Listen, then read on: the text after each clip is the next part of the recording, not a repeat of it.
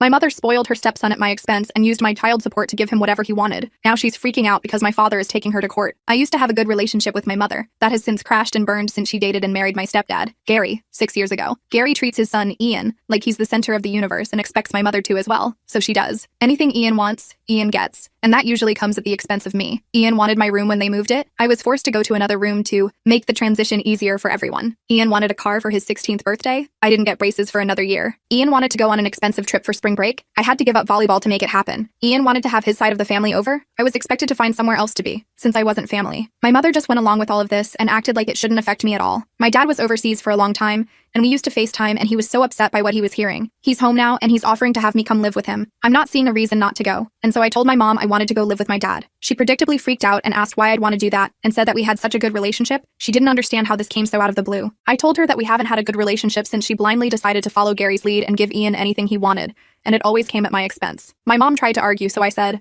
I also wanted to leave because she let them kick me out of my own house because I wasn't family, so I was going to go live with someone who was. My mom started crying and said she wouldn't let me go, so I told her that my dad was willing to go to court over it, and I was old enough to be able to say where I wanted to be. She's been a crying mess since I told her, and Gary is being a jackass about how awful I'm being. Here's where I might be the a-hole. He was bitching at me about how terribly I'm treating them, and how I'm not thinking about them at all. I asked why should I. He never thought of me when he was taking things from me to give to his kid. I said, let's face facts here. You don't care about me. What you care about is losing the child support you spend on your son. He sort of went slack-jawed and I walked off. My dad said my mom called and threatened to take him to court, so he said he'd see her there. Now she's panicking because she realized he is planning on taking her to court over this. Mom and Gary of course think I'm the s-hole for making things hard for everyone, but my dad and grandparents say to leave and never look back.